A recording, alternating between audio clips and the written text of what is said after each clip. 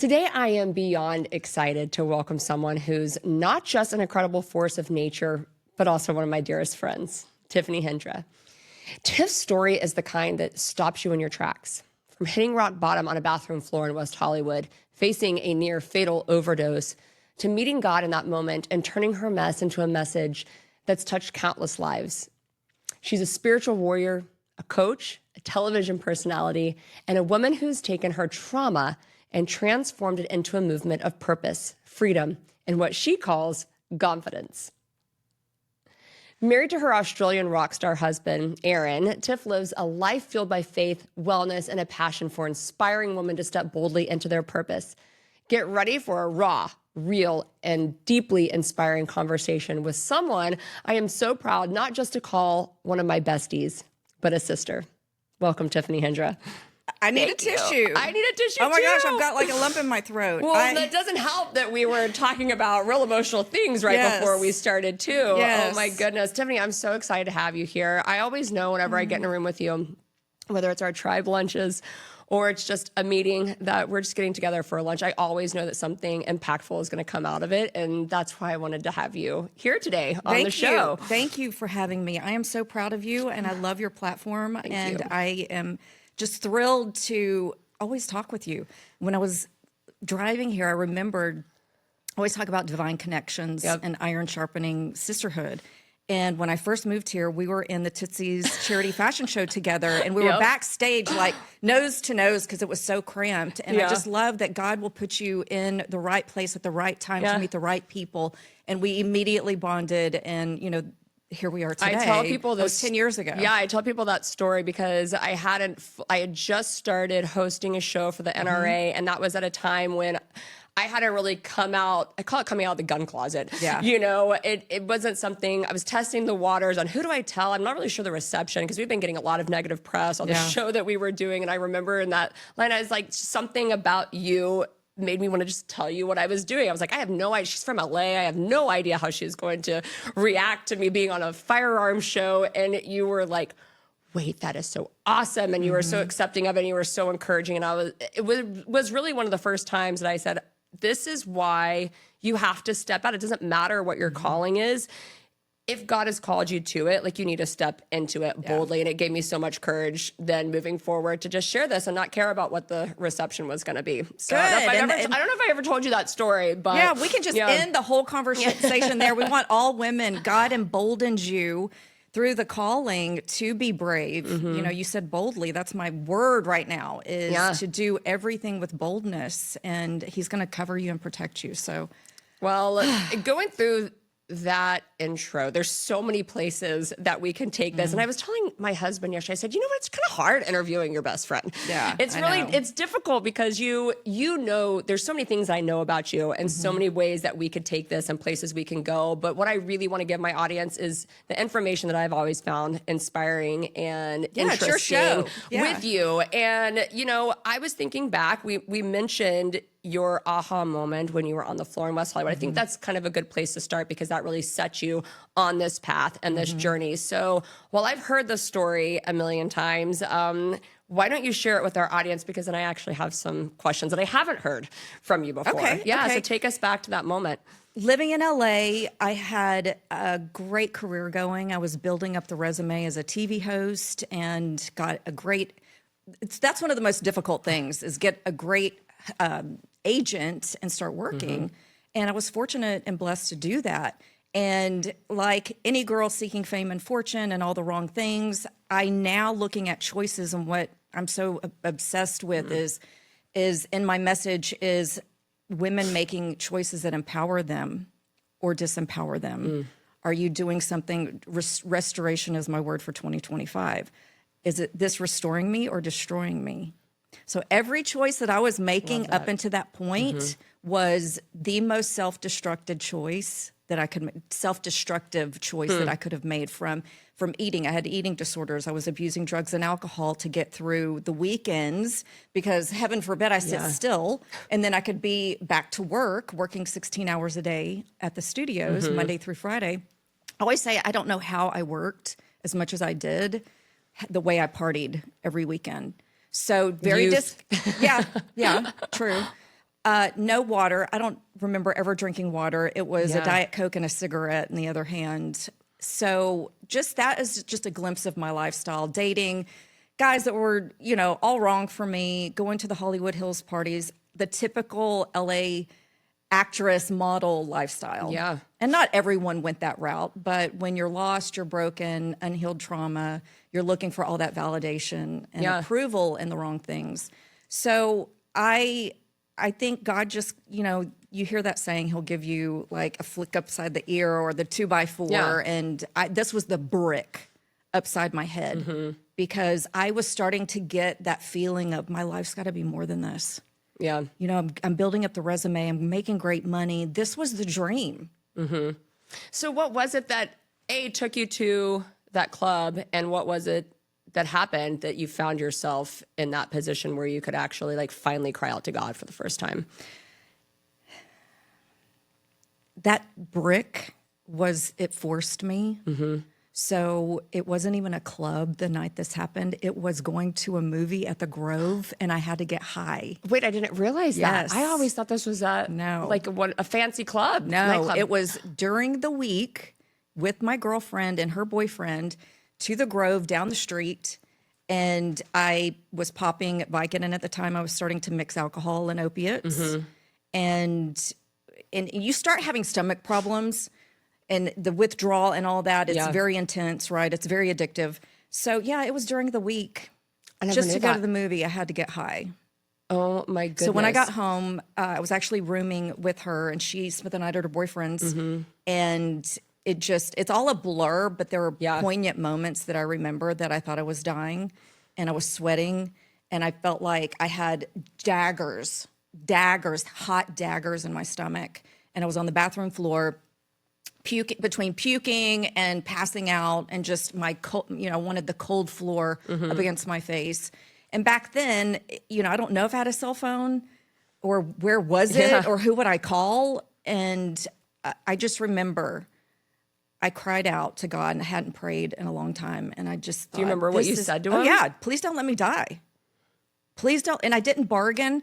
And I think back and I'm like, did I bargain? Oh God, I'll stop doing drugs. I'll be a good girl. Yeah. But I literally just said, please do not let me die. I'm on this dirty bathroom floor. The old places in West Hollywood are built in the 30s.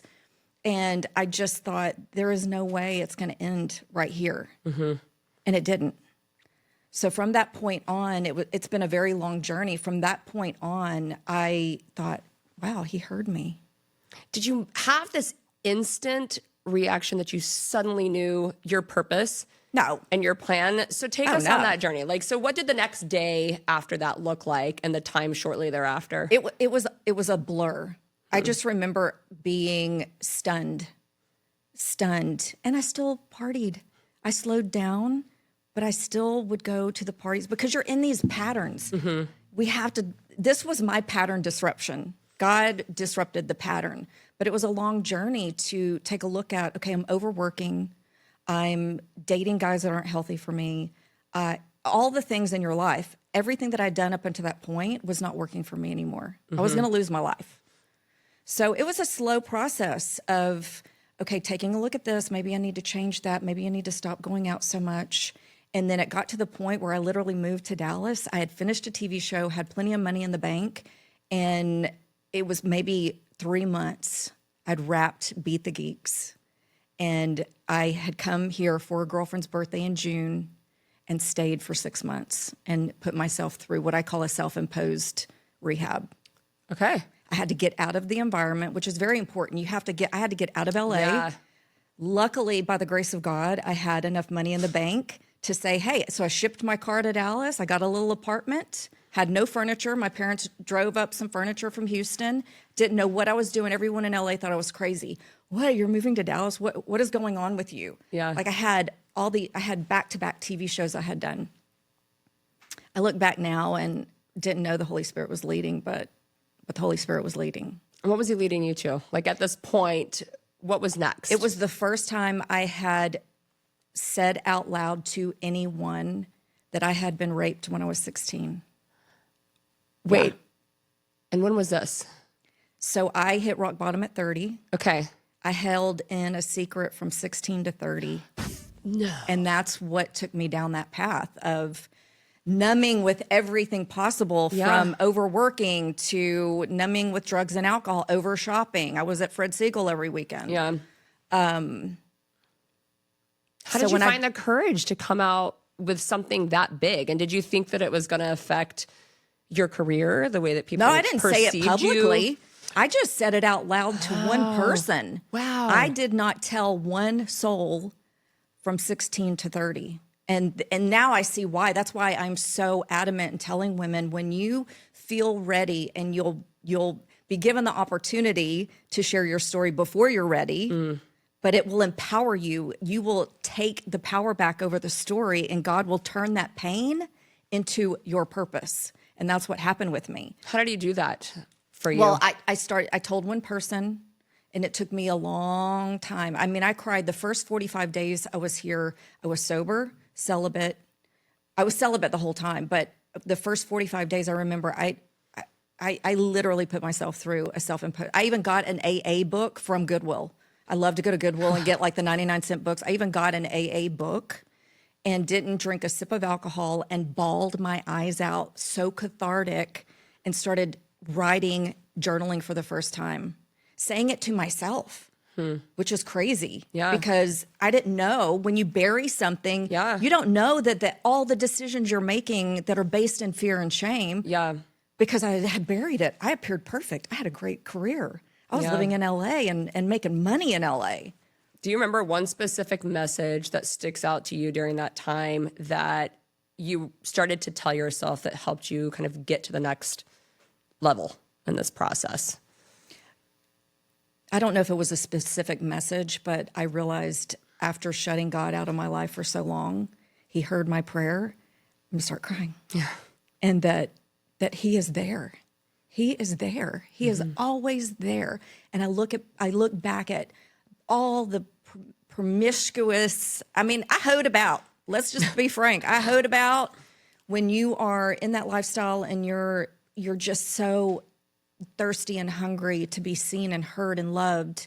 I'm not proud of, but that's my story. That's what led me to God. And so I'm grateful for that bathroom floor moment. I'm grateful for all those moments. So I look back, I should have been dead many times. Yeah. In the places that I ended up in: Hollywood Hills bathrooms, Playboy Mansion bathrooms, crack houses in East LA, like in London, underground bars, doing snorting things that didn't even know what it was.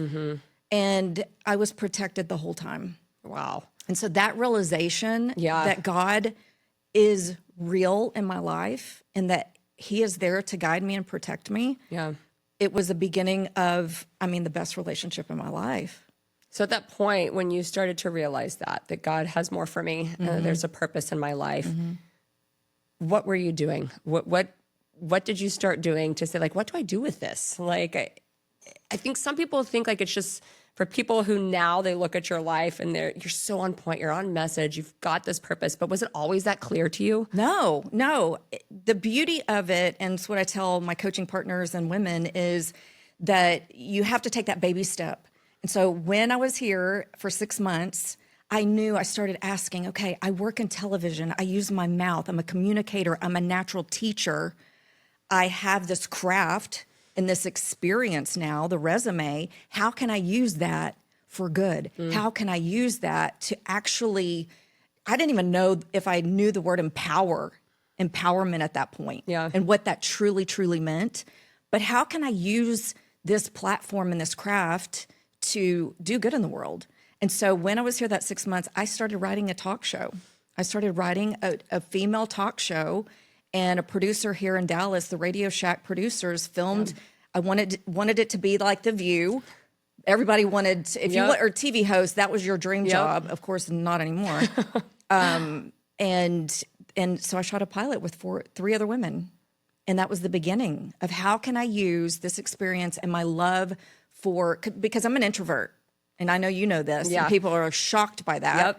But naturally, I'm an introvert, so it works for me because I can speak to one mic and one camera and try to reach as many people as possible. And and that's my platform instead of, and it took me a long time to actually get on stages to do that. But it was the beginning seed of how can I marry my love in this career as a TV host with actually, and I loved style, I loved makeup, I loved all of that. So it was just, that was the beginning stages. And so when I actually went back to LA and immediately booked a pilot with Kelsey Grammer and Camille Grammer. They wanted to do a talk show.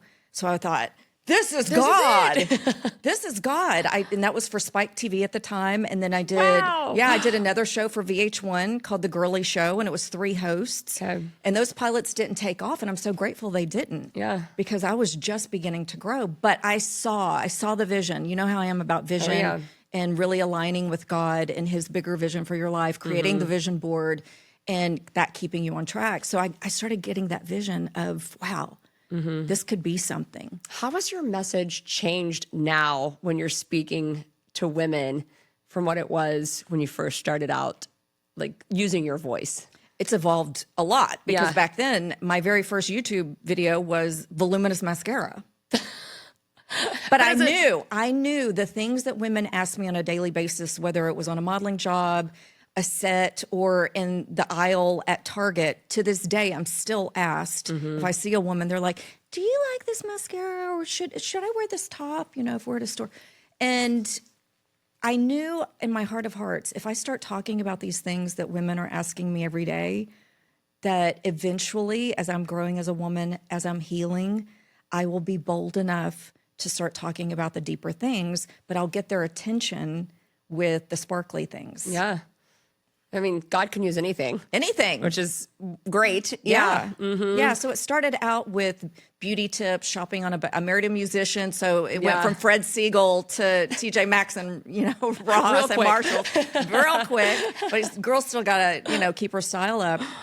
And so the budget shopping, that's what Sanctuary of Style, that's how that birthed. My YouTube channel was sharing all the things that I shared with my friends and fellow models, every day. And I just knew that, again, vision is so important. Yeah. I knew down the line, I didn't have the courage to share my story publicly yet, but I knew as I was learning, I was watching Joyce Meyer every morning and like eating up every word in her books. And, I just knew that, from her story, she always said, you're hurt, you're healed, you're ready to help. And that just stuck with me. And I knew down the line, if she could talk about the things that she talked about, being sexually abused by her father for so many years and her mom knowing it, I thought that's the worst a little girl could ever experience. I think about Laura's story too. I mean, it's so... How does somebody get to a point where they're okay talking about that? And you use the word empowered a lot, which I kind of find really interesting. I feel like it's a word that is used everywhere, and it means so many different things to so many people. So what does empowered mean to you? I always tell my clients that I don't empower you. I don't empower anyone. You empower yourself. And I'm not a guru, I'm a guide. And I give them tools. I help them put tools in their empowerment toolbox. And that means that in a situation, especially with people pleasing, I'm hot on that right now because that's been like the last residual thing that's been so challenging for me to overcome and most of my clients. And it's having those tools in your toolbox, obviously rewiring the old patterns and the limiting beliefs. But in that moment, am I going to give my power away? Am I going to make a choice that disempowers me or empowers me? So to me, it's very simple. It's when you give your power away. And that could be with a boss. It could be with a partner. It could be with your children. I have clients that their children run the household and, they give their power away to their children. Our own negative thoughts. We think disempowering thoughts. So it starts with us. Yeah. Well, what are some telltale signs that you might be a people pleaser? When it is all rooted in codependency, and there's different levels of codependency. So I was very codependent, meaning I don't know where your feelings stop and mine begin, and it gets very muddy. And I go around making sure that you're okay at the expense of my mental health, sometimes my physical health. So you could have a savior complex. And when I learned that people pleasing is actually, narcissism gets like, it's all over the place. You can binge TikTok and learn the basics of narcissism. So the flip side of the coin is codependency. So narcissists are attracted to the codependent. But when I learned, so we were thinking they're super manipulative. People pleasing is also a form of manipulation. I'm trying to manipulate how you see me and how you feel towards me. And are you approving of me? So I'm trying to manipulate how you view me. So women are exhausted. They're worn out. They don't have a clue what their identity is because they are wrapped up in making sure that everyone else is okay at the expense. And that goes into, and I can go on a tangent with this, but when I started coaching full time, I noticed 80% of my roster either had an existing autoimmune disorder or they were in the process of being tested. It can be very undetectable, and Lyme is undetectable, and all these things because of people pleasing. Wow. Women wear themselves out and exhaust themselves trying to be the dancing monkey, the dancing monkey for everybody. Yeah. And so it's beautiful. And I'm so grateful that I have a lot of clients at SMU, these college girls that are understanding this now. And when I'm in session with them, like I said, well, give me an anecdote. Well, I started performing and they realized the dancing monkey when I used that. When you immediately step out of yourself, you abandon who you are and you start performing. Yeah. Like me. Do you like me? Do you approve of me? Am I doing good? It's the good girl syndrome. So there's a lot of performative, lack of identity. And so women, it literally issues are in the tissues. And the stress of it and the exhaustion of it, on top of inflammation and all of the products and everything, autoimmune disorders run rampant. And the studies that I've done and how many women I've worked with now. Well, when you're working with all these women, what is that one lie that you would tell them to get rid of about themselves? That they're not good enough. I think that is a running theme in people pleasing. Because now that I've gotten not completely on the other side, I did an Insta story yesterday, even working with women on my Rock the Camera program. Yeah. I said, I look back at some of my videos and I'm people pleasing on my videos.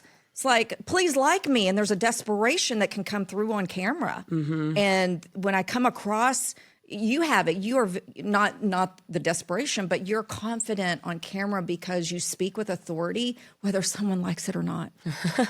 And that is... I still fall into it though. I mean, being a middle child. Yeah, but it's an energy in your voice.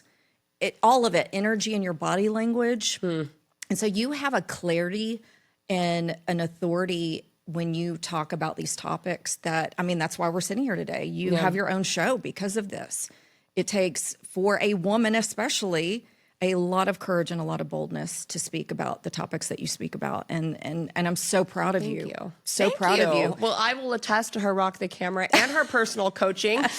She didn't know I was going to plug her today, but they've definitely helped me, and I try to send as many people your way. Thank you for that. Because it's the person I worked with yesterday. Yes, like so many of them.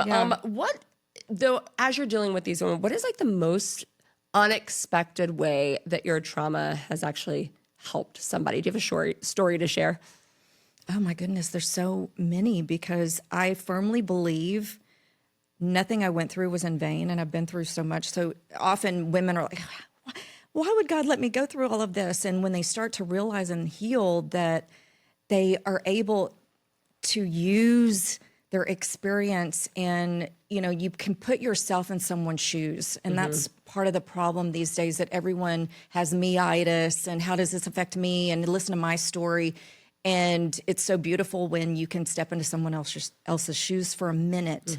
And so there's so many, but one that with women, when I'm thinking of women, my college girls, or someone, I have a client right now, she's 58, and understanding that on, a spiritual level, I have to say it this way, is it doesn't matter what your biological father did or did not do.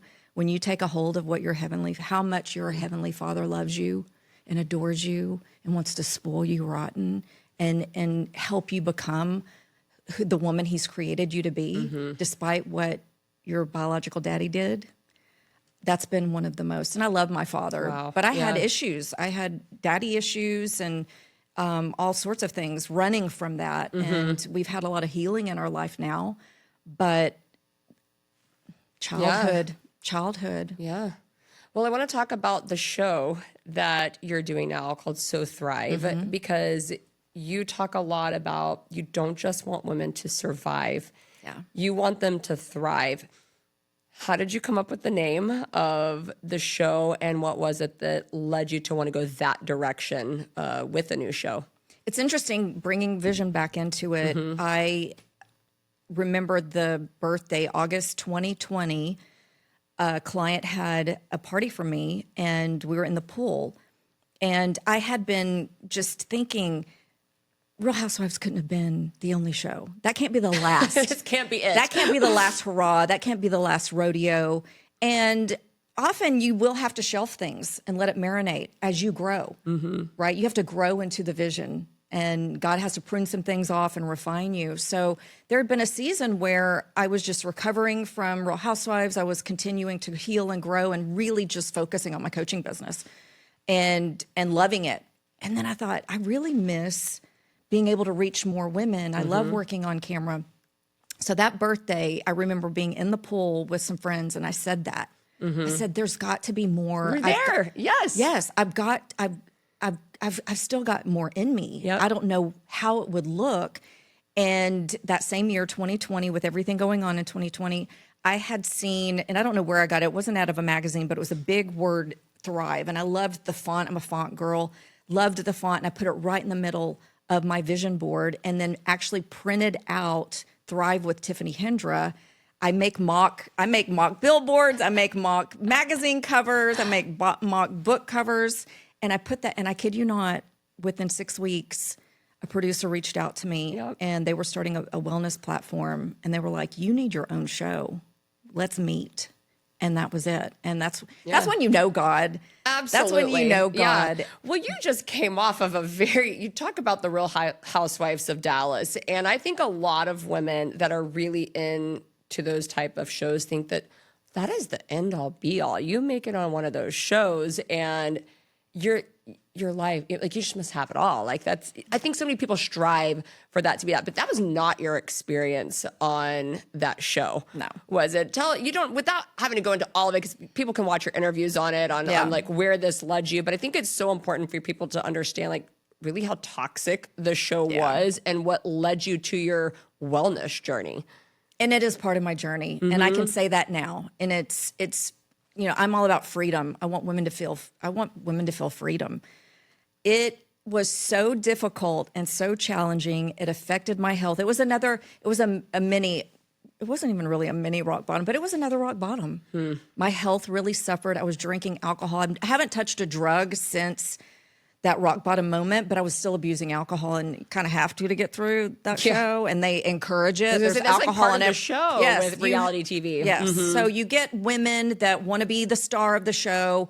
You fuel it with alcohol, and I mean, that's why this franchise recipe for disaster, personal life disaster, but great for their ratings, I suppose. Yes, but it's part of my story. I'm so grateful for it now because of that rock bottom with health. It was actually the first time I started researching codependency, and then hired a coach that helped me really understand the depths of codependency. And so without that experience, I don't know that I would be here and be as healthy as I am and whole.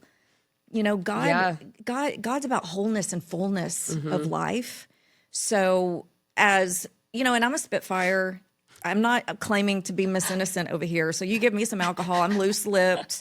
I'm gonna bring it. But I wouldn't trade it for the world now. Yeah. At the time, healing from it, I just thought that these people, this network, this is just all like evil, like spawns of Satan. Yeah. And now I'm just so grateful for it. I'm so grateful for the rock bottom moment, and I'm grateful for that experience on that show because I learned a lot about myself. And when you start healing and creating a YouTube channel, when I started YouTube, no, it was not a big thing yet. So it was a lot of trial and error, but I started to get that feeling of, wow, women need connection. Women need a place. Women were starting to say, I can't wait till the kids go to sleep. And I see that when you've posted a new video, and it's like, I'll grab a tea or a glass of wine and have girl time for 5 minutes or 10 minutes, however long that video is. And I was like, wow, right? So what it did for me was, I always say with coaching, it's counterintuitive, or you look at the contrast. Yeah. I didn't know that these type of women still exist, mean girls, because I had been on this spiritual journey, and everyone I surrounded myself with, or I wasn't hanging out with, my party friends anymore. So, my husband is such a beautiful, godly man. So it wasn't in my life anymore. So to be thrown back in it, it really did fire me up even more to create spaces, platforms, community for women to champion each other, to be iron sharpeners. Well, I love that, because I feel like your audience, you have a very dedicated audience. And that's just a testimony to really, you have built an incredible community. And I'm sure you've seen your audience grow through these different stages with you. Talk about the most recent phase that you went through, that you started sharing with your audience as you were going through perimenopause, through menopause, because I think so many women that are watching this right now have so many questions. Like, they may be going through this phase in their life, and I just want you to share your journey with that, and then we'll dive into that a little bit as well. And because you're in my life and the ups and downs and being transparent. So not only sharing it online, but in IRL, it is wild now on this side of it. And I still have problems. I was just sharing with you earlier, like other things that, women are experiencing, this mystery illness and this chronic fatigue. And so, and our other girlfriend, Marcia, we joke, it's like, we went through menopause and COVID at the same time. We are baddies. Like, if we could do that through COVID, right, and getting sick and all the things. So sharing that journey, my message for women, even your age or younger, because now looking back, I was perimenopausal at 38. I had broken out in like horrific cystic acne. Not one time did my gynecologist say, oh, we should check your hormones. She put me on a different birth control pill that would help with my acne. Then I got antidepressants, and the antidepressants caused the cocktail of, the Ambien to sleep and all this kind of stuff. So looking back, I really want women to get ahead of this so they can enjoy their 40s. So I was in the height of perimenopause during Real Housewives. Oh my gosh. So 44 years old, it was a hot mess. So once I started really going through, and I knew, because we didn't use the word, even when I was 44, which is 9 years ago. We didn't hear the word. Now it's like a hot topic. I'm so excited for women, younger women, for you ladies to have this mass media communication. Oprah's talking about. Everybody's talking about it. She's having a special on it. Everybody's writing books on it. Our moms didn't sit around and discuss this. No. They didn't talk about this at all. And I always say, my mom was mean. I mean, she was, and I feel for women her age and her generation that did not have these tools. Yeah, so I think my mom, just funny side story, during all this time I was in college, and looking back, I'm like, she had to have been going through this, but that was never something that you would ever say to a woman. But I'm like, I think she wanted to run away like at least 5 times. Like when I was in, like grown women want to run away. Yes. It's so overwhelming, and you're going through all of this. And now we can actually talk about it and have other women to lean on that have gone through that, because it would have never been on my radar. No, and it wasn't on mine. It wasn't on mine. I just knew my hormones were changing, and I was thinking about a YouTube channel that I did because I had the wherewithal to seek out more natural remedies, even though I was still eating horrifically. I was still kind of, I would get triggered with my eating disorders and like starve myself. When I look back, I was malnutritioned. So many women are malnutritioned. I mean, and I know that we just think of like kids in a third world country as being malnutritioned, but here we are as women going through hormonal changes and nutrient deficient and not eating enough food, enough really good food.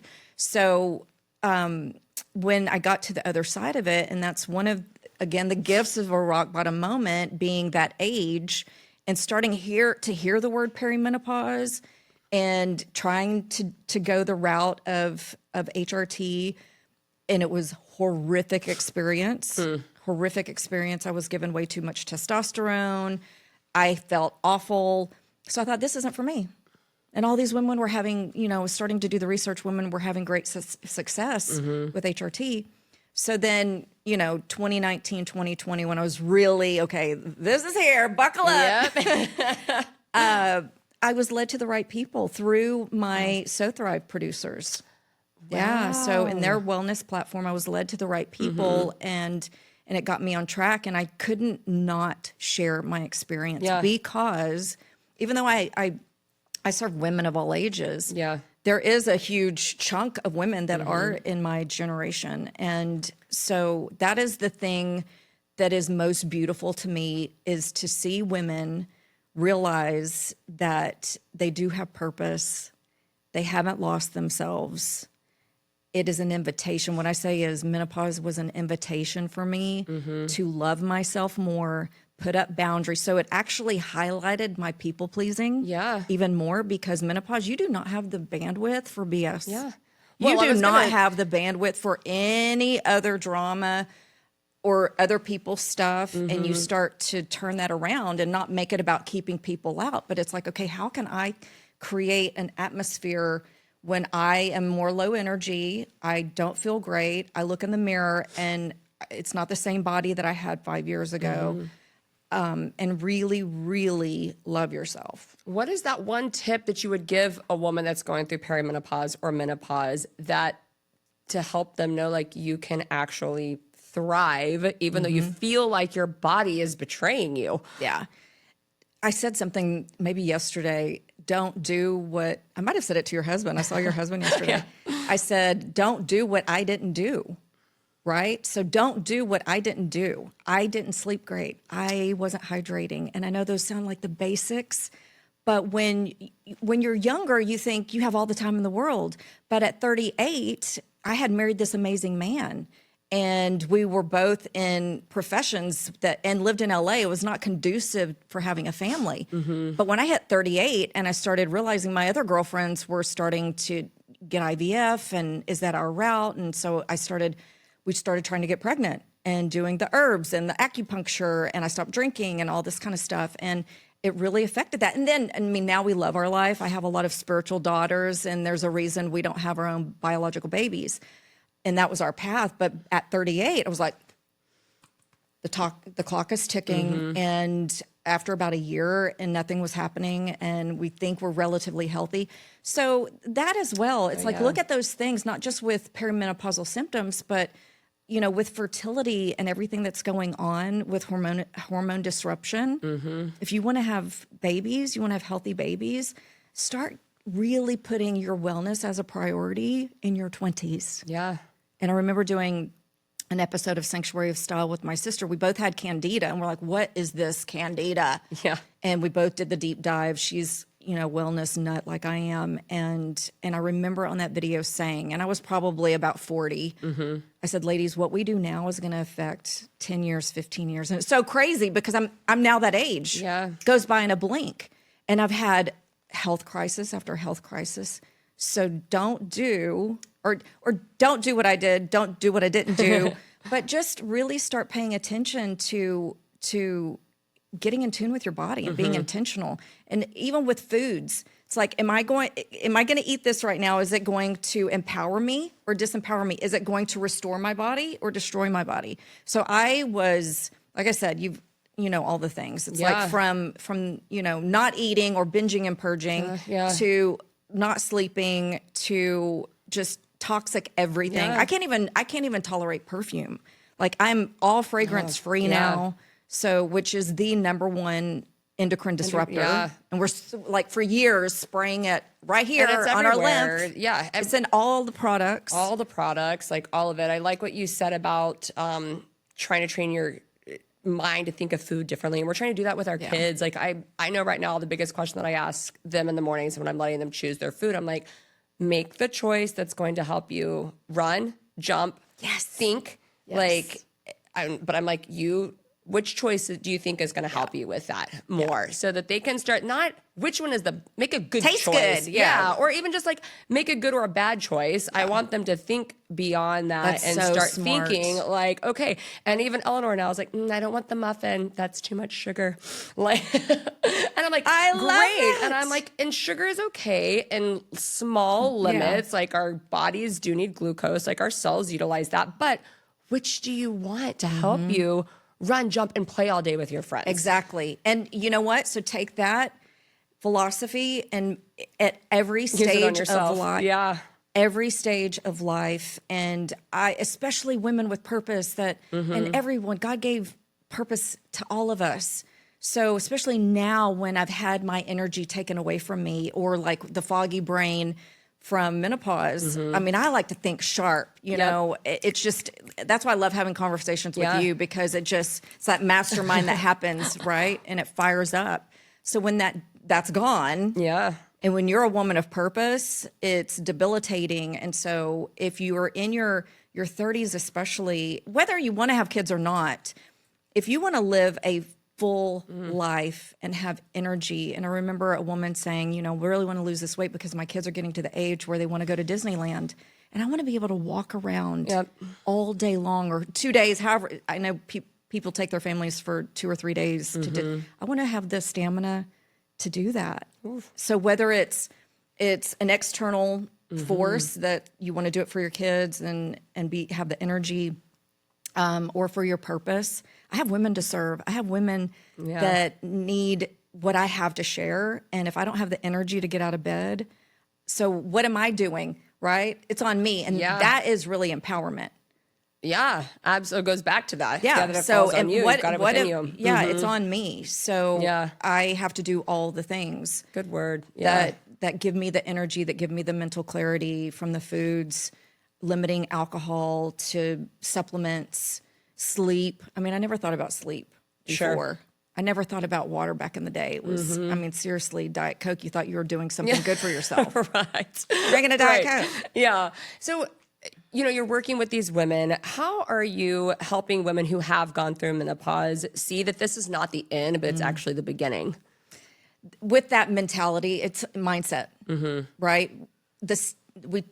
When we spoke about it earlier, it was a stigma. You don't talk about this. Yep. And I do know a lot of women, they are not comfortable to be vulnerable with their husbands because it's like an old lady. He's going to look at me like an old lady. So being bold to, with your partner, surround yourself with girlfriends that you can actually have a conversation with about it. And yes, tune in to the conversation online. But when you realize, like I said, when I had this moment of clarity that menopause is a gift. And I know that sounds That's crazy. a unique way to look at it. Crazy. But and that's why I love, there's a few neuroscientists that are prominent in the menopause conversation that talk about the brain changing through menopause. And you feel like you don't recognize yourself. You're not thinking the same. You're having brain farts. It's just, you don't have the mental bandwidth to work all day or film all day or all of the things that you used to do before. The brain actually shrinks and then it comes back. So mine is starting to come back and I feel it. And that's why I've started to film again, doing So Thrive and doing other things. I did some MC gigs recently that I was really nervous about. And I was like, God, if you brought these really amazing opportunities to pick up a mic again, then you're going to give me the provision. And that's just not monetary. It's the provision of mental clarity, the stamina, the energy to get through these opportunities. And I did. And I felt better than I would have when I was 45. Yeah. So be encouraged that once your hormones start balancing out and you're doing the things, I take progesterone, estrogen, and testosterone. Yeah. And all the supplements that support it. I've even just started about 2-3 months ago using soy milk. Oh, wow. For the estrogen boost. Wow. Yeah. So but all those years when estrogen, soy milk wasn't good, especially for men. Men should stay away from soy milk. But all of those types of things where now I'm like, wow, I'm thinking better. I am... your libido goes out the window for a while, sexy time with the husband, all of those types of things.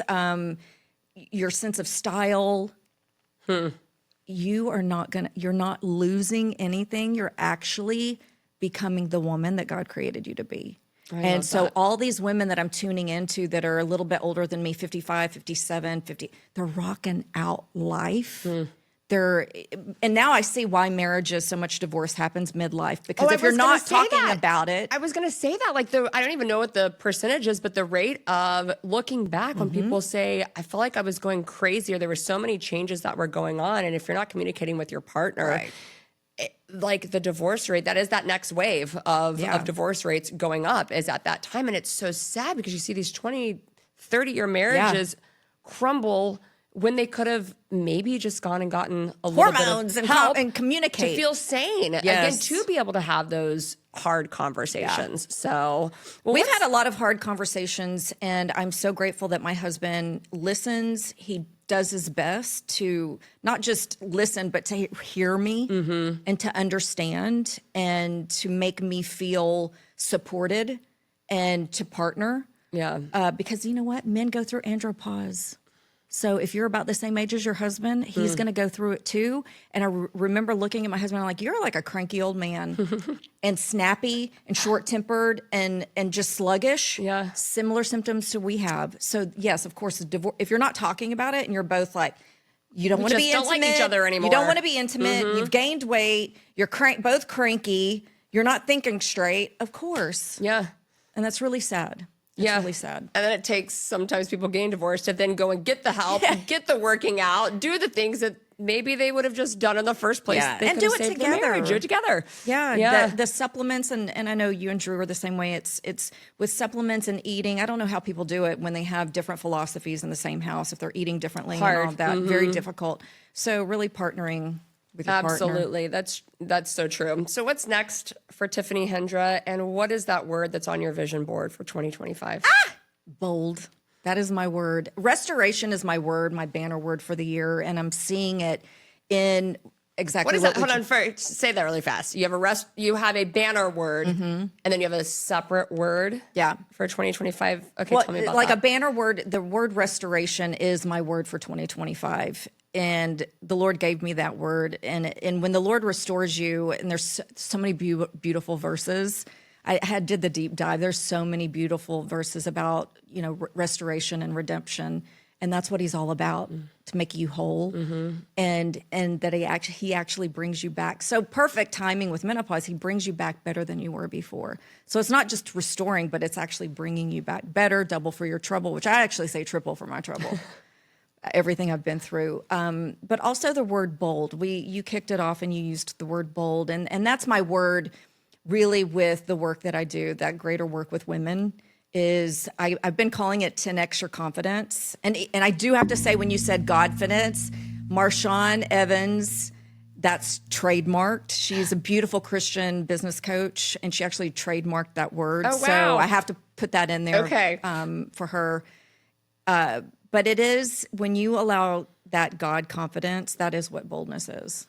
Because you can't say things, do things, walk things out in your own strength. So in my work with women, it's bold, for sure. I love that. So where can everybody follow you, follow along on your journey? And then I want you to give the last message to the audience. Oh my goodness.